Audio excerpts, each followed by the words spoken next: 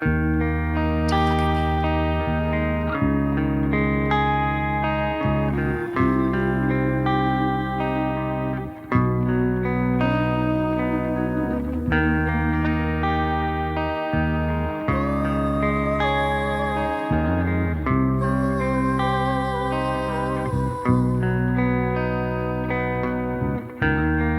day is so wonderful, then suddenly it's hard to breathe. Now and then I get insecure from all the pain. I'm so ashamed.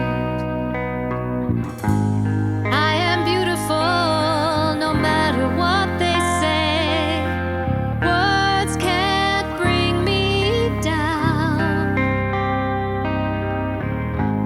I am beautiful in every single way.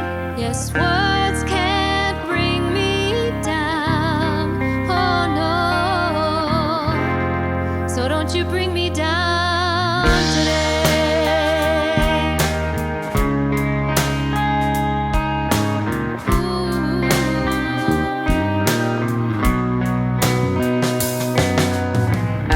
To all your friends, you're delirious, so consumed with all your doom,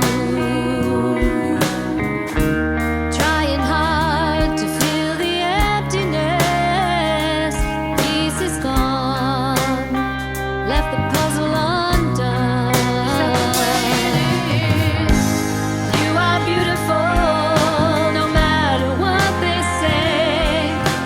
Words can't bring you down. Oh no. You are beautiful in every single way. Yes, words can't bring you down. Oh no. So don't you bring me down today. No matter what we do, no matter what we say, with a song inside the tune, full of beautiful mistakes. And everywhere we go, sun will always shine. And tomorrow we might wake on the other side. We are beautiful no matter what they say. Words won't bring us down. Oh no. We are beautiful in every single way. Yes, words can't bring us down. Oh no. So don't you bring me down today. Oh,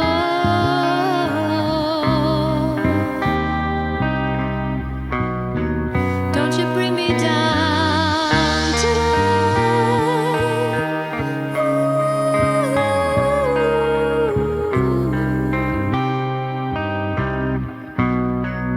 Don't you bring me down today.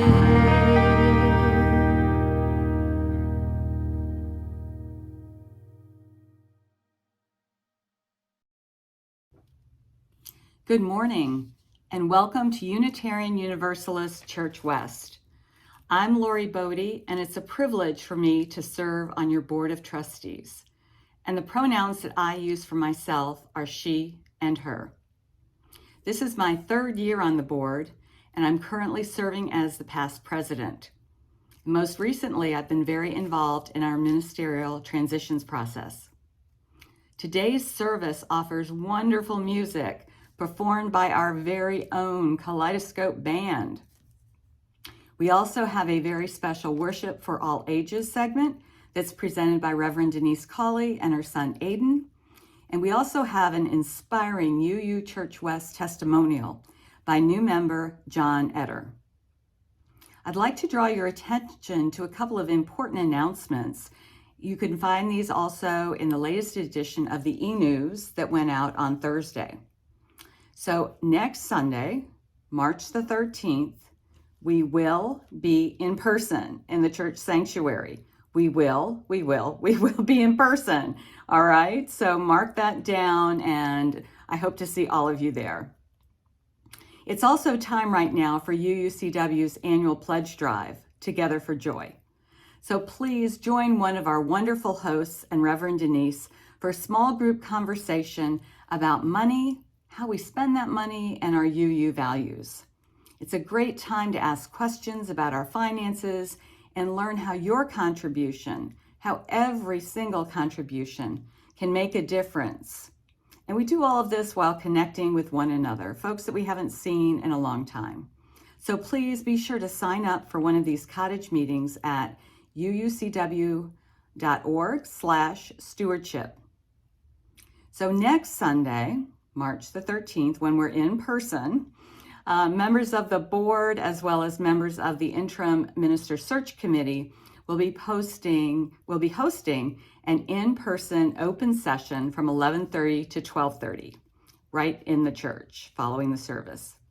So if you have any questions at all about the ministerial transitions process, anything that we've done so far, how'd we get here, and also where are we going next? What are our next steps? What's our timeline? Please feel free to join us after the service next week. So to help us prepare for the session, we'd love it if you would register to participate in advance, just so we know how many people are coming. And there's also a spot in the registration where you can feel free to submit any questions that you might have. Simply go to the registration link in the e-news or on our website calendar. Also, if you are a visitor here, or if you sent us something, if you were a visitor and you sent us something but you haven't heard back from us, and you've checked your spam folder, sometimes we end up there, or even if you just have a question about something, please send us an email and tell us a little bit more about yourself. Including your contact information makes it so much easier for us to get back with you. So we'd love to hear from you and love to know what you're looking for, what you're seeking. So please email us at visitor@uucw.org. Again, that's visitor, VISITOR, @uucw.org. Once again, we would love to connect with you.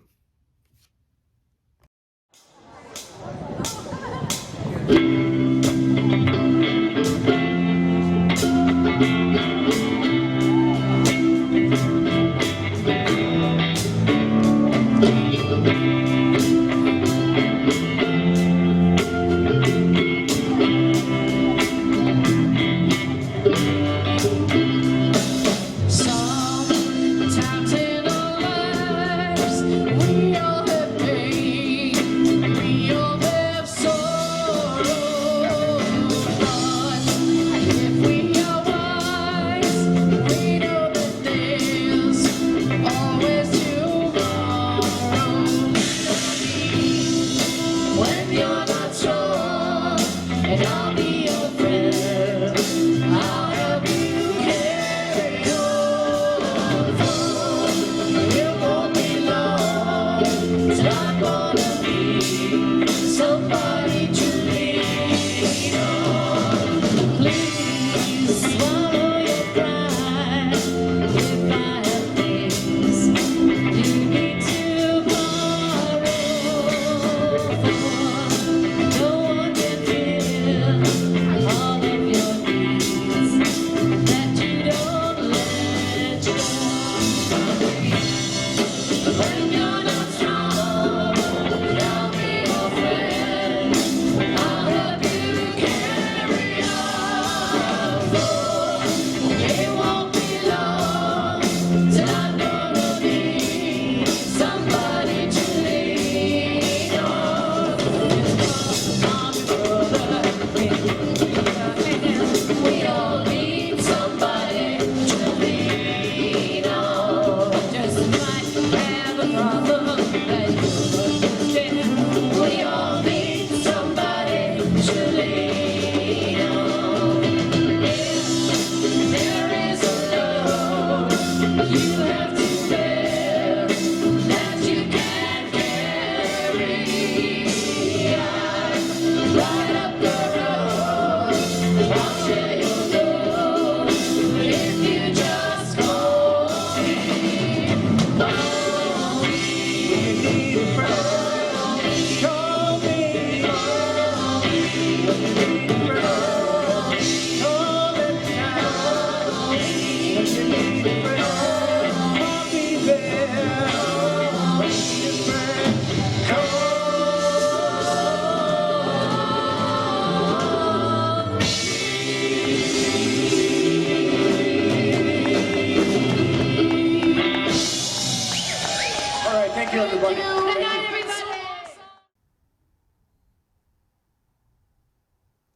Living by love, not by fear.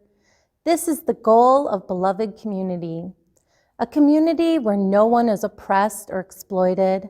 A community where everyone is respected, appreciated, valued, and nurtured. Let's invite our beloveds, cherished friends and kin, partners and ancestors, neighbors and teachers, to join in building the beloved community, because we need each other to reach the goal of living by love, in peace and hope.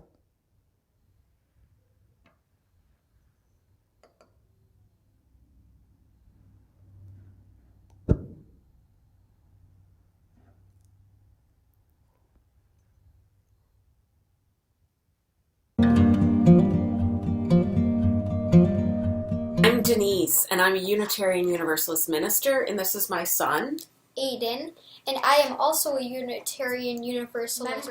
Yeah, you're a kid. Mm-hmm. And today we are going to talk about spiritual practices, and they are so important, especially during this time of a lot of us having to stay in our homes together with our families and not go out in order to protect everybody. Spiritual practice. And we're going to do art because it's a more fun way to do that. It is very fun. I love art. You love art? Mm-hmm. Me too. So a spiritual practice is anything where you do it and you do it every day, and when you do it, your mind can wander. It might be like walking the dogs. Mm-hmm. It could be doing dishes. Mm. It could be drawing. Mm-hmm. Yeah. Yeah, that's good. Or painting or reading sometimes, but reading doesn't always let your mind wander. Often it's a form of meditation. We do that sometimes, I think it does, because you can read and picture it in your own way than the other person next to you reading the book might think. Okay, that's a really good example. Would swimming or working out, or you like to fish, that's definitely a spiritual, yeah. Fishing's very fun. So those are all spiritual practices. They're things you can do over and over, and you do them at least a couple times a week. It's the repetition that makes the spiritual practice a practice. Because everyone's sheltering in place right now, we are going to make some chalices. Can you show them the chalice you're working with? They all have one of those too. What we're going to do is we're going to have people write their name or their favorite spiritual practice in each one of these. So it might say belly dancing or woodworking or walking or, doing the dishes or breathing 10 times in a row. You could have making your bed as a spiritual practice. So it just depends on what might be a spiritual practice for you. And this is an activity we can all do. I'm going to do one too. Everybody get out the handouts that I sent you. You can either pull them off of Facebook or the emails you got for the service. And we're going to take a few minutes to each color and decorate ours right now. Do you want to do that? Did you take a few minutes and draw?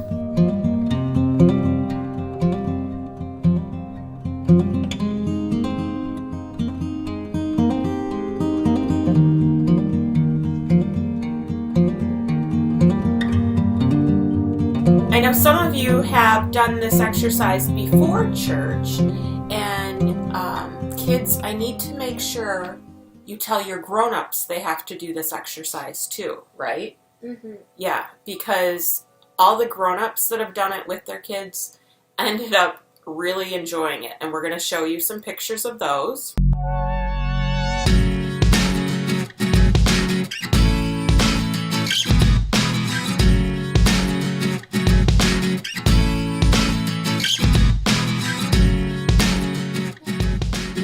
We're going to show you ours right now.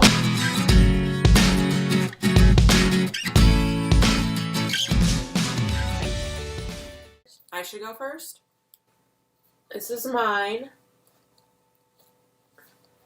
And mine has on it a lot of things to help keep me centered, because as we go through coronavirus, we're going to need to do things to take care of each other. And it's really important that you get your grown-ups to do these things too, because they need help right now because they're not used to knowing how to play. And we all need to play, right? What does your chalice have on it? What are you filling your cup of love with, Aiden? So I tried to make it look like clouds for my words, Nice. my spiritual practices, and then I just started to kind of doing my own thing with these. Yeah, the flames to light your spiritual practice up. Yep. Because our chalice is our cup of love, right? What do you have on your list? I have reading, praying, cooking, basketball, art, dogs, music, and cooking. I think I already said that. You want to cook a lot? Yeah. Okay. I have remembering to breathe, and I want to remember beauty. Beauty's really important to me, and making art and doing gratitude lists. I think that it's really important that you put this somewhere where you can see it. It could be on the inside of your bathroom door, or it could be on your fridge, or where could you put yours, Aiden? In a frame. In On a the wall. frame on the wall. What a good idea. Or when you're in bed, put it on the ceiling, so then when you go to bed, you look up and see your spiritual practices. Oh, I like that. I like that a lot. Spiritual practices are to keep us well during this time. And we want to bid you lots of peace, deep breaths, and to send out love into this world, because as we go about doing our ministry and how we share ourselves with each other, we have choices on whether we smile and whether we laugh and tell jokes and do other things that help us have amazing spiritual practices. Amazing. Amazing. Amazing. Amazing. Amazing. To care for ourselves during these times. So, mwah, I bid you love. And next time I see you, I want to see your pictures. Feel free to send them in to me too. Okay? Good morning. When our first child was born about 13 years ago, we decided we wanted to be part of a community of faith once again. And so we came here to UUS to try it out. And we decided to pass. It just didn't feel like a good fit. Then about 5 years ago, we decided to give UUS another try. After all, at that point, we'd been living in Wauwatosa for about a decade, and thanks to my job as a teacher at Wauwatosa East and our children attending Wauwatosa Public Schools, we'd gotten to know a lot more families and were much more connected to the community. So we came and attended a service, and both of our children sat in on RE classes, and this time, we decided to pass. It just still wasn't quite the right fit for us. And then the pandemic hit. Our family, like everybody else's, was forced to move much, if not the majority of our lives online. We, like almost everyone, felt more distanced and disconnected from the people in our lives and the communities we belong to. We yearned to connect and be with others, and when the vaccines arrived and we and others started to venture back out into the world once more, we looked for ways to do just that. And so we came here to UU West again. We joined you out under the leaves and in the sanctuary, and online when it's been necessary, like it is now. We've joined you here in the sun and the wind and on the longest night of the year. We listened to the words of Reverend Sizelle and Rev D and many wonderful worship associates and guest speakers. Our children have heard stories and made art and had really important discussions about kindness, fairness, respect, and generosity. It was finally a good fit. So this winter, we signed the book and officially joined you, our neighbors, our friends, our fellow congregants as full members of this, our spiritual community. We pledge our support to all of you, and we pledge our financial support to this church. Because while the Beatles once told us, money can't buy you love, love on its own doesn't keep the lights on. And we do love UU West, and I'm sure all of you do who are joining us online today or watching this recording at some later date. So I hope that you'll show that love by giving financially to this community, so we can continue to thrive and continue to be a good fit for all of us and for future members who made a little time, I hope less than a decade like us, to realize it's a good fit for them as well. Please join me in prayer. This prayer is by Stephen Schick. Spirit of love, Spirit of life, who are we to know how you moved over the waters when all was new? We were not there when you parted them and formed dry land. We didn't hear you cry with joy when the earth gave birth to life, or when love began to grow in the human heart. Your longing for hope created this vast diversity of beings whom we now share our days. Spirit of perpetual creation and recreation, help us to see past our pride to what we have done, to help us accept responsibility for destroying the gifts of clean water and air, of woodlands and grasslands, of creatures that fly through the air and swim through the seas and walk, creep, and crawl on dry land. Help us to gather seeds of humility and join all of us together in renewing this earth. Amen. May it be so.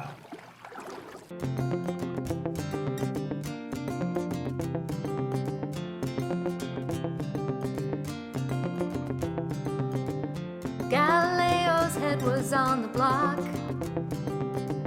The crime was looking up the truth. And as the bombshells of my daily fears explode, I try to trace them to my youth. Then you had to bring up reincarnation over a couple of beers the other night. And now I'm serving time for mistakes made by another in another lifetime. How long till my soul gets it right? Can any human being ever reach that kind of light? I call on the resting soul of Galileo, king of night vision, king of insight. I think about my fear of motion,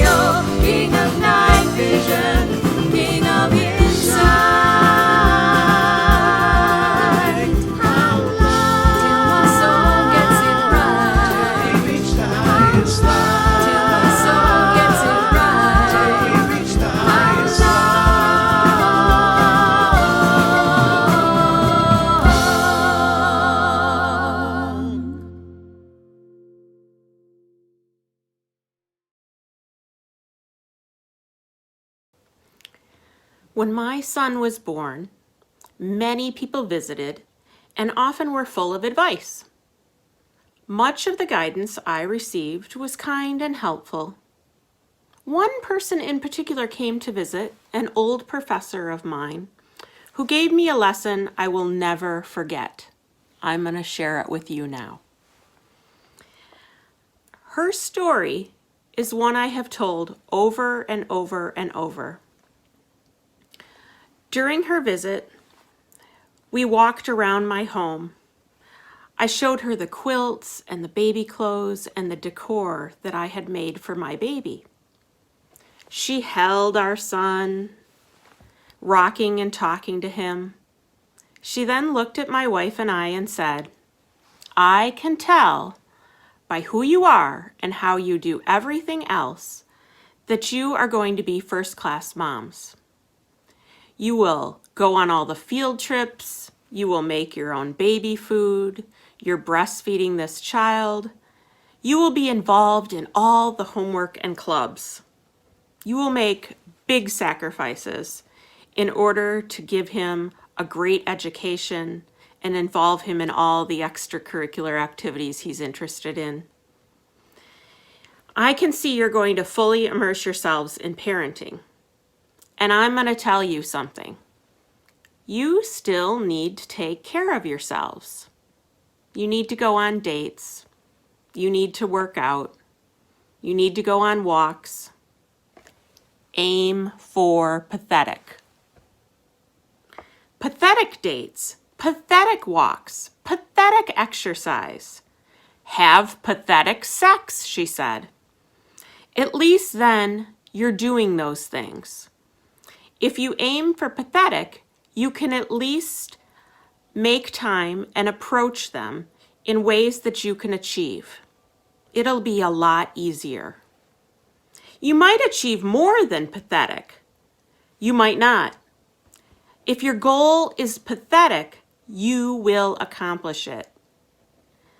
If you aim to do everything in life in the same triumphant manner you've approached parenting, you might not do them at all. Aim for pathetic. I was stunned by this conversation. I couldn't believe the best I could hope for was pathetic. I didn't understand how many years parenting would be all-consuming. I didn't know then that my family would have the many stresses that I would come along. Along the way, I figured out that my old professor was right. I needed to try to do things that I wanted to do, but pathetically. Over the years, I'd tried to keep up various spiritual practices. I'd tried walking, meditating, praying, yoga, art making, quilting, knitting, learning how to do new tricks and new tasks in order to enhance my spiritual life. Probably there's 20 other things I can't even recall. Some lasted years, some lasted months, some weeks, and I would reminisce and I would think of myself as a failure. Why did I quit? In all of these activities, I aimed really high. I came up with actions for my spiritual practice that I had to do multiple times a week for hours at a time. I often loathed myself for not keeping up with lap swimming or quilting, art making. Why couldn't I keep doing them, I wondered. With parenting, working, and all the unexpected things in life, adding 6 to 10 hours a week for spiritual practice and fulfillment was totally unreasonable. None of these practices took into account how I would do them when illness or stress or death came along. I certainly hadn't designed them for a pandemic. None were flexible enough. Not the way I set them up. I couldn't take them on the road, If I had to travel or work extra hours, they just vanished from my repertoire. I would leave myself feeling guilty, giving self-deprecating thoughts about why I couldn't achieve my spiritual practice. I thought of myself as a failure. When I started seminary, one of the first lectures I had was How to Begin a Spiritual Practice by Reverend Arvid Straube. It was required that every seminarian have a spiritual practice. I contemplated all the failed attempts, and I realized that if I had to have a spiritual practice, the best I could attain was pathetic. Pathetic effort would be my goal. Short intervals with repetition. In this time of coronavirus and sheltering in place, now is the time for pathetic spiritual practice more than ever. Now, what is spiritual practice, you might ask?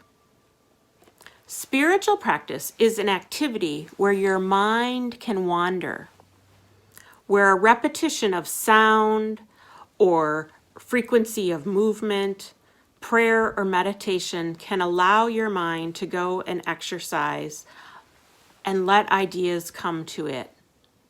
The easiest way to think of it is an activity that is such that it can be done without concentration. Then the spiritual practice is one that can be done repeatedly, multiple times a week. That's when you truly benefit. If you have ever driven somewhere and don't recall how you got there, you had your first taste of spiritual practice. If an idea came to you when you washed the dishes, or weeded the garden, or took a walk on a familiar path, your mind worked out things and ideas that you were considering. You experienced the benefit of spiritual practice. Frequently, parents will tell me that they get their best ideas when they have a moment alone in the bathroom or in the shower. If your mind has wandered and you have whet your appetite for spiritual practice, now is the time to make that a true practice. You can go from it being happenstance to a practice you can benefit from. First, you need to pick something or a few things, just a few, that you can do anywhere, whether you're sheltering in place or have your freedom of full movement. Meditation and prayer need no tools or supplies and can be completely portable. There are even apps available and thousands of books in the library. Writing in a journal upon waking or bedtime, much like Channing did in our reading, is a simple tool. One of my friends purposely changes her handwriting as she writes a few verses each morning or evening in order to change her mind. Often you can make it a practice if you commit to writing just one page in your journal, just one page in your book. Just commit to doing it. Maybe you want to walk or do some form of exercise. Ideally, you want something that doesn't require you to think too hard, doesn't require you to go to a special place. I've noticed that I can't walk on rocky paths because then I have to concentrate really hard about where I'm stepping. If I walk on familiar paths that I know, my feet just take me along and my mind can wander. It is then that movement lulls me into the meditation. Even when I walk along beaches along Lake Michigan, I find myself returning to the same paths I know. That way, my thoughts can drift and the repetition of the lake lapping on the shore will melt away the noise. Remember, you want a pathetic goal when you start. For those of you who have the chalice handouts, you can jot that down now, write it on a slip of paper. You want to give yourself a plan. Think about what you want to try to do for your spiritual practice and be judicious in your goal. Keep it simple. How many times a week will you do it? The frequency is far more important than duration. So rather than telling yourself you will meditate twice a day for 30 minutes, get realistic. Get pathetic. It takes 6 to 8 weeks to really have a habit down. Try 10 minutes 5 times a week. Write that on your chalice handout or on a slip of paper. Think about if there are any teachers or coaches, people in this congregation you could enlist to help keep tabs on you. If you can be accountable to someone in your family or one of your friends, you can really deepen your spiritual path. And we need that right now. Sometimes I only walk for 10 minutes, or I only draw for 5 minutes. I'll go and I'll see the lake, I'll snap a few pictures, I'll look at the trees, and I move on.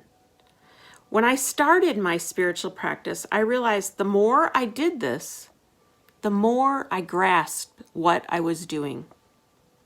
It felt good. I would try it again. The ideas would come. I would feel refreshed. I started to realize the gift of spiritual practice. Occasionally, I would spend longer. Yet regardless of how long I spent, I felt that magic of meditation. I would rest and be refreshed, just like those waves lapping on the shore. All this in 5 or 10 minutes. If you have been interested in a deeper, richer spiritual life, this is the next stage in your development. Meditation of all sorts has proven benefits in numerous studies. New brain imaging technology is showing that practicing meditation frequently can actually remodel our brains. This creates calmer beings, kinder and less stressed out and anxious people. I can't think of a better time to start some kind of meditation practice. Any amount done a few times a week will be the foundation of your spiritual practice. Consider some of these different meditative practices and jot the ones down that you could commit to in this next month. It could be writing or journaling, making art or dancing, strength training, prayer, meditative yoga, sacred song or chanting, gratitude practices, knitting, carving wood, drawing, painting, yoga, Pilates, cardio training, sweeping, raking, doing yard work, Tai Chi, coloring, crafting, martial arts, doing sports. Now that you've jotted down 1 or 2 practices, note for yourself how long you could do it for. 5 minutes each morning. Sometimes it has a couple of forms it takes. COVID or not, aim for pathetic. When you do your spiritual practice, mark the date and time and duration on your sheet. Keep it somewhere you see it, whether it's on your fridge or your medicine cabinet. When I'm in meetings, I often draw very quickly. And when I get done drawing for 5 or 10 minutes, I look down and I'm often surprised. I've had a spiritual practice that enabled me to listen more clearly and be more present. Often when I'm moving my hands across a page, I can hear the people in the meeting and take in what they're saying without being judgmental or jumping to conclusions. I walk in nature, I take photos, and when I draw, I use those photos and those walks to guide me. I often stop and practice gratitude. What am I thankful for today as I'm in nature? When the weather is bitter cold, I might get outside only for a few minutes. I might have to rely on photos I took with my phone. It doesn't matter, but this sense of spiritual practice keeps me going. It keeps me practicing no matter the weather, no matter the tragedy, no matter the celebration. It's important to remember you can't really be spiritual without a community. We crave community, and that's so hard right now. The American ideas of accomplishing everything by ourselves are the antithesis of what our spirit needs. We crave humans. Trying to be spiritual alone skips the checks and balances that practicing in community can bring. With this pandemic, we are going to have to be creative about how to be in community with one another. We can't go to public classes, but we can meet on Zoom. We can't go out and walk in groups of friends, but we can call them.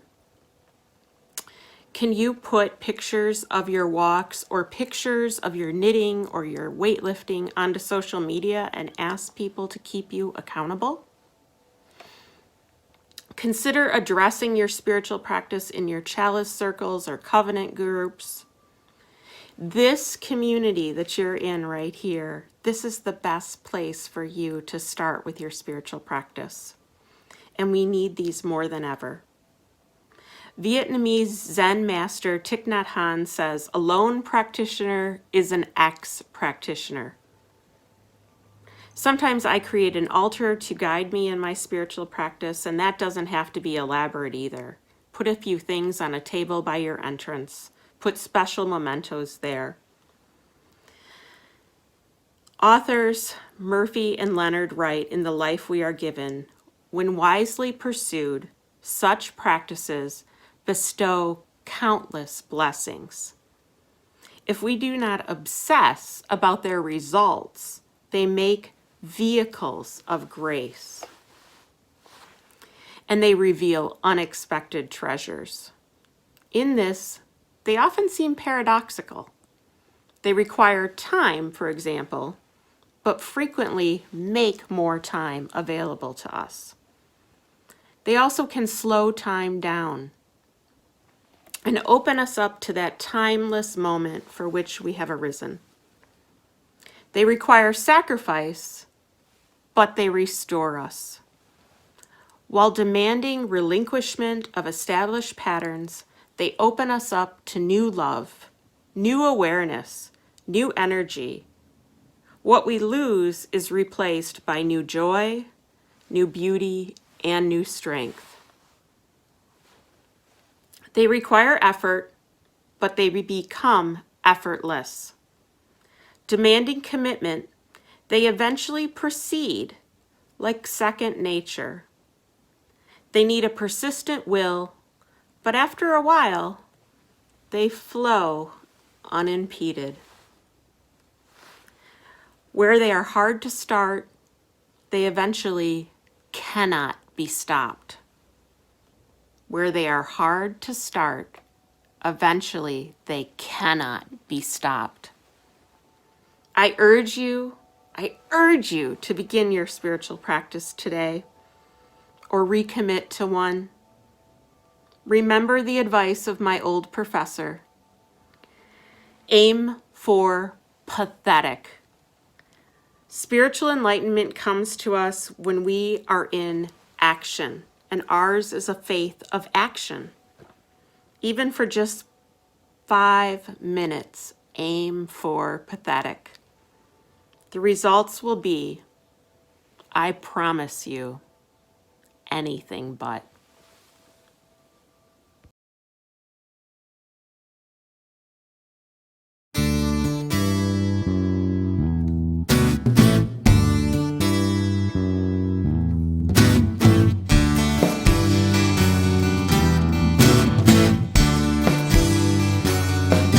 To everything, turn, turn, turn.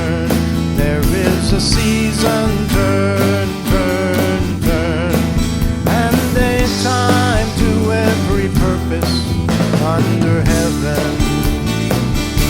A time to be born, a time to die, a time to plant, a time to reap, a time to kill, a time to heal, a time to laugh, a time to weep.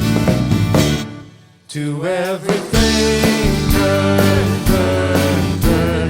There is a season turn, turn, turn, and a time to every purpose under heaven.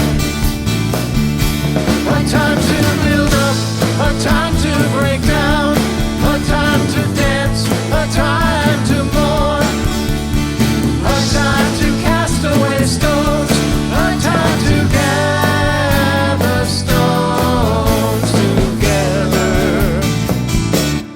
To everything turn, turn, turn.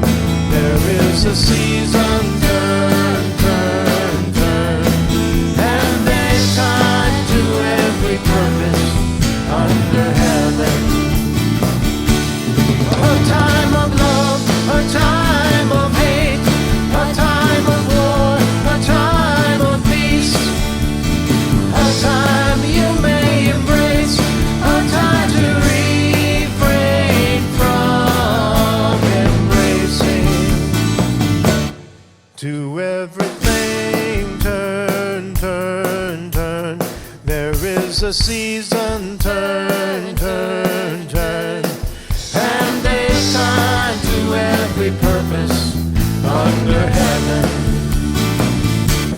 A time to gain, a time to lose, a time to rend, a time to sow, a time for love, a time for hate, a time for peace. I swear it's not too late.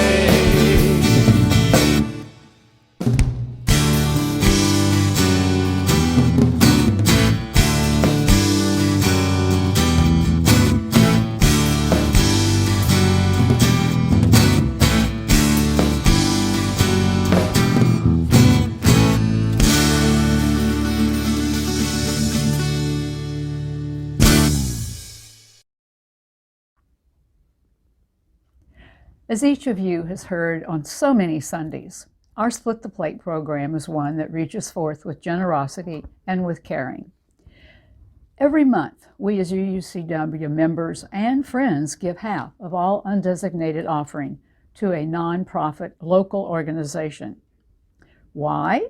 Well, because it helps each of us to live out our Unitarian Universalist values. Your Split the Plate committee has chosen Voces de la Frontera to be our March recipient. Voces is the only immigrant rights advocacy group in our state. Its services in reaching out to members in the Hispanic community include ESL classes, citizenship classes, which you will learn about in the following video. In addition, there are low-cost legal clinics and workers' rights resources, and also a program that is entitled Youth Empowered in the Struggle, which is the multi-ethnic youth arm of Voces de la Frontera, with chapters in Milwaukee Public Schools and area colleges. To support Voces this month, please go to UUCW, click on the Donate tab, and then select Split the Plate, or you can also text or mail in your donations. Here is the information. I and your committee at church thank you today for your caring support of Voces de la Frontera and your faith community.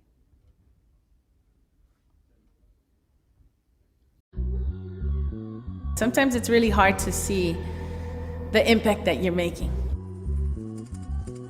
But when I come here in the Saturdays, I always get a thank you, miss, thank you, maestra, thank you, teacher. And I'm just like, I'm here teaching you what you already deserve.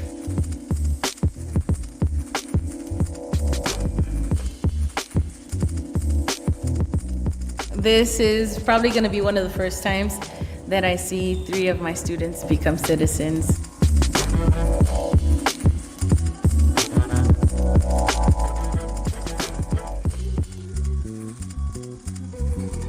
When I finally got into that first class, I saw all of this overwhelming information, and I thought to myself, if it's overwhelming for me, it must be 10 times more like a struggle for people who are taking the classes, who might not speak English, who might not write, who might have never finished classes or school.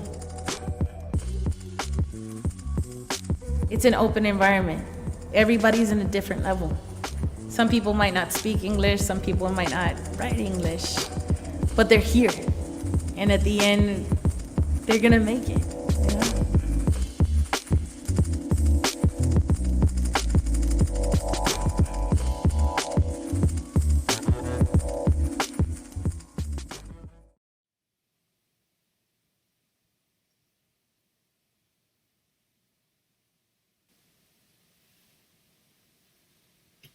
I am Denise Cawley Hefter.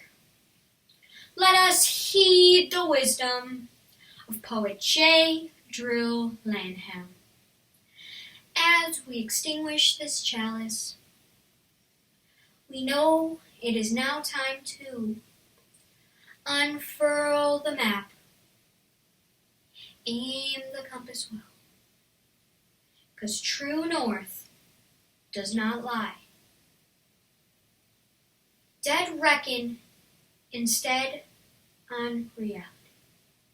Find yourself there.